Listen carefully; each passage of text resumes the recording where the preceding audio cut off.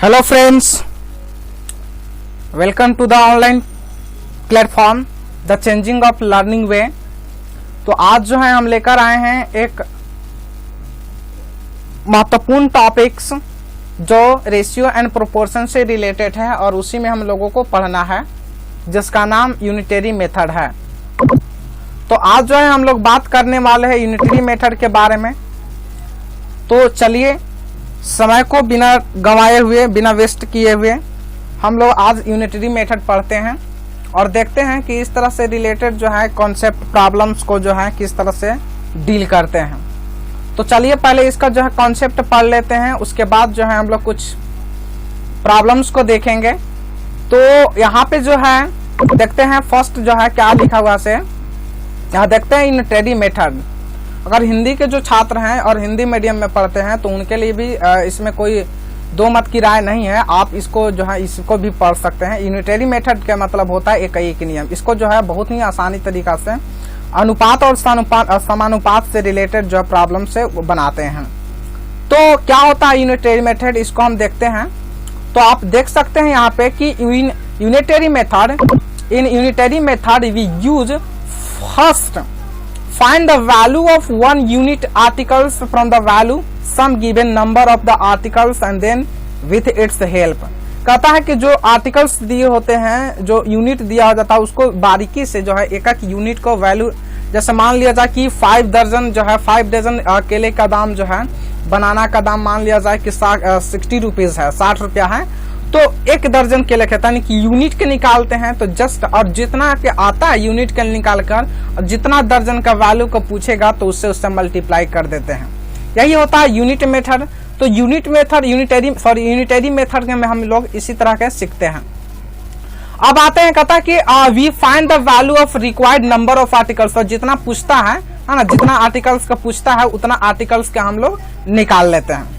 कहता है कि there are 2 types of variation in unitary method. Unitary method का जो वेरिएशन होता है जनरली वह 2 टाइप्स को होता है। कौन कौन? तो एक होता है डायरेक्ट मेथड और एक होता है इनडायरेक्ट मेथड। डायरेक्ट मेथड और इनडायरेक्ट मेथड क्या है, इसको हम लोग देखते हैं। ठीक है, तो डायरेक्ट मेथड में देखते हैं।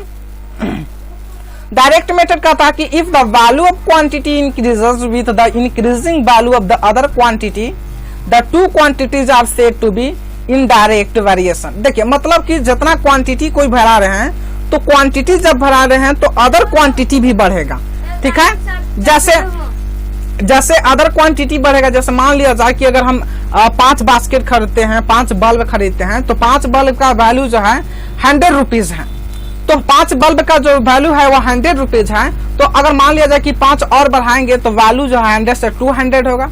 मतलब कि हम जब थिंग्स खरीद रहे हैं, ऑब्जेक्ट खरीद रहे हैं, तो यहाँ पर इंक्रीज क्या कर रहा है, पैसा भी इंक्रीज कर रहा है। तो हम बोल सकते हैं कि इस तरह का जो मेथड होता है, इस तरह का जो प्रोपेगेंडा होता है, वह कहलाता है direct variation. If the value of one quantity increases, यदि वन क्वांटिटी का वैल्यू जो है इंक्रीज करता है ना, वन क्वांटिटी का यदि वैल्यू जो है इंक्रीज करता है तो हम बोल सकते हैं कि यहाँ पे जो है दूसरे अगर दूसरे वैल्यू भी, दूसरे क्वांटिटी का वैल्यू भी इंक्रीज करेगा तो हम बोलेंगे कि ये जो है डायरेक्ट वेरिएशन में। जैसे एग्जांपल में देख सकते हैं, total cost of books, pens, basketball, volleyball etc increases in number of goods. देखिए मतलब कि कह रहा है कि कॉस्ट ऑफ बुक्स, यदि बुक का कॉस्ट, ठीक है, बुक्स का कॉस्ट, पेन्स का कॉस्ट, और यहाँ बास्केटबॉल का कॉस्ट, वॉलीबॉल का जो कॉस्ट है अगर बढ़ रहा है तो इन नंबर ऑफ गुड्स यानी कि थिंग्स भी क्या हो गए, बढ़ेंगे। ठीक है, the number of works done by main increases with increasing in number of main. देखिए मतलब कि कह रहा है कि अमाउंट ऑफ वर्क, ठीक है, amount of work done by main increases. यदि मान लिया जाए व्यक्तियों की संख्या अगर जो है और वो काम जितना काम कर रहे हैं तो उनको उतना पैसा मिल रहा होगा, ये जनरली सोचने वाली बात है।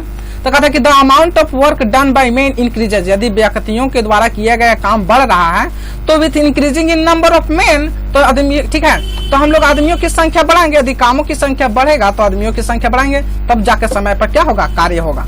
ठीक है, इनवर्स वेरिएशन समझिए। इनवर्स वेरिएशन क्या है, देखिए कहता है इनवर्स डायरेक्ट इसके उल्टा है। कहता है if the value of one quantity increases with the decreasing the value of other quantity, मतलब कि एक क्वांटिटी का वैल्यू बढ़ रहा है तो दूसरा क्वांटिटी का वैल्यू जो है ऑटोमेटिक घट रहा है। तो इस तरह के परिस्थिति जब क्रिएट होता है तो हम बोलते हैं कि यह जो है इनवर्स वेरिएशन है, और इसके उल्टा वाइस वर्सा जो है कहलाता है। कहता कि then the quantities are said to be in inverse variation, इसको जो है हम लोग कहते हैं इनवर्स वेरिएशन। जैसे एग्जांपल में दे रहा है, if the number of men completing a work then decreases the time taken to finish the work in increases. मान लिया जाए कि एक काम जो है, मान लेते हैं कि एक काम है, ठीक है, तो उस काम को जो है कर रहे हैं व्यक्ति, कर रहे हैं, घर बनाना है, कर रहा तो काम तो धीरे धीरे घट रहा है, ठीक है, काम धीरे धीरे बढ़ रहा है। कहता है if the number of men completing a work then decreases the time taken to finish the work, मतलब कि जितने भी काम खत्म होंगे तो टाइम धीरे धीरे क्या होंगे, खत्म होंगे। मान लीजिए जाए कि एक घर को बनाने में 10 दिन लग रहा है और मजदूर काम कर रहे हैं, 10 दिन काम कर रही है, और कुछ काम क्या काम देख रहा है कि 10 दिन में जो है 10 दिन का काम है, 5 दिन किए मजदूर, तो 5 दिन में कुछ जो है घर के दीवार जो है जोड़ा गया और धीरे धीरे समय खत्म हो रहा है। तो जब समय खत्म हो रहा है तो देख रहे हैं कि क्या होगा, वर्क ज्यादा बढ़ रहा है, तो हम बोल सकते हैं कि ये जो है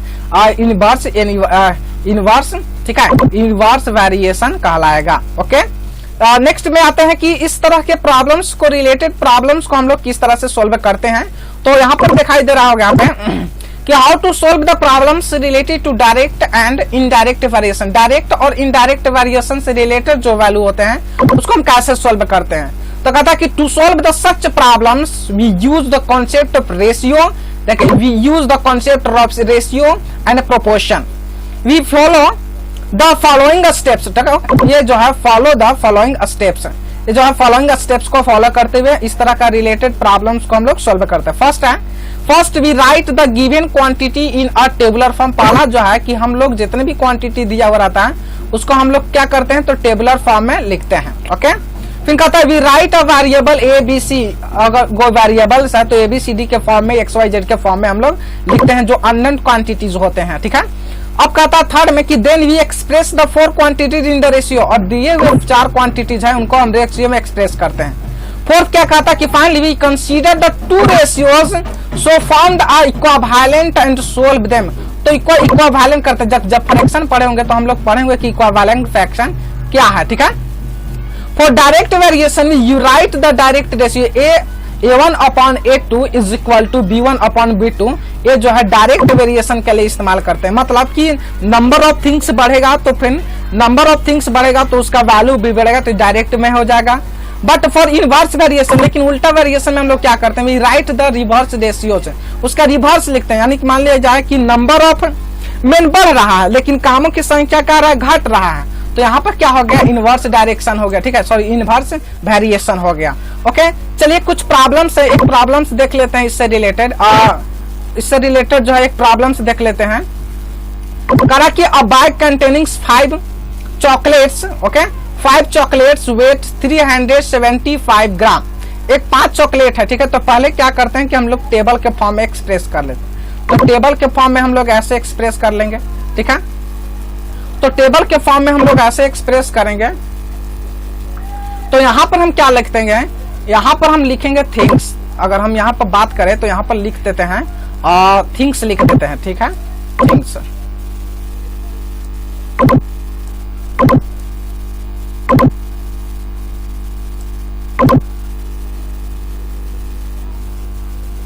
थिंग्स, तो थिंग्स कितने हैं, तो थिंग्स जो है 5 है, 5 है, ठीक है। वेट कितना है जी, तो वेट लिख देते हैं W से वेट जो है 375 है, 7 और 5, ठीक है। चलिए, तो यहाँ पर टेबल का फॉर्म में देखें, यानी कि 5 चॉकलेट जो है जिसका वेट 375 ग्राम है। अब कहता है कि find the weight of 15 such chocolate. तो 15 सच चॉकलेट्स का वैल्यू क्या होगा, ओके। तो 15 सच चॉकलेट, तो थिंग्स है, तो थिंग्स में चॉकलेट है, तो हम क्या लिखेंगे यहाँ पे 15 लिख देंगे। तो 15 बहुत आसानी से ऐसा लिख देंगे 15, ओके। टेबुलर फॉर्म में हम लोग एक्सप्रेस करिए। और जो अन क्वांटिटीज है, जिसको अननोन क्वांटिटीज है, तो उसको हम क्या कर लेते हैं, एक्स के फॉर्म में हम लोग मान लेते हैं, ठीक है। तो एक्स के फॉर्म में मान लिए, तो टेबुलर फॉर्म में हो गया। अब क्या कहता है कि इक्विवेलेंट फ्रैक्शन में चेंज करिए, तो इक्विवेलेंट फ्रैक्शन में चेंज कैसे करेंगे? 5 upon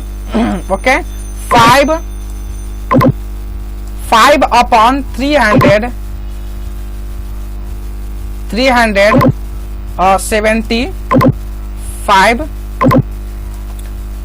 equal to 15 upon x। Okay, अब क्या होगा? क्रॉस मल्टीप्लाई हो गया। यहाँ जो है हम क्या कर देंगे? 3 से इसको काट देंगे 1 टाइम्स में, और 5 से 1 टाइम्स में कर देगा, और इसको जो है 3 टाइम्स में कट जाएगा। ठीक है, तो यहाँ पर क्या होगा? क्रॉस मल्टीप्लीकेशन होगा। तो क्रॉस मल्टीप्लीकेशन होगा तो यहाँ पर x में 1 से मल्टीप्लाई करेंगे तो क्या हो जाएगा? यहाँ पर यहाँ के चिन्ह दे देंगे। ठीक है, तो यहाँ पर यहाँ के चिन्ह देंगे तो क्या हो जाएगा? x is equal to, multiply करिए तो यहाँ पर जो है 3 मल्टीप्लाई 300, ठीक है, 375। तो मल्टीप्लाई करेंगे जनरली तो आवेगा 1100, ठीक है, 1125 ग्राम।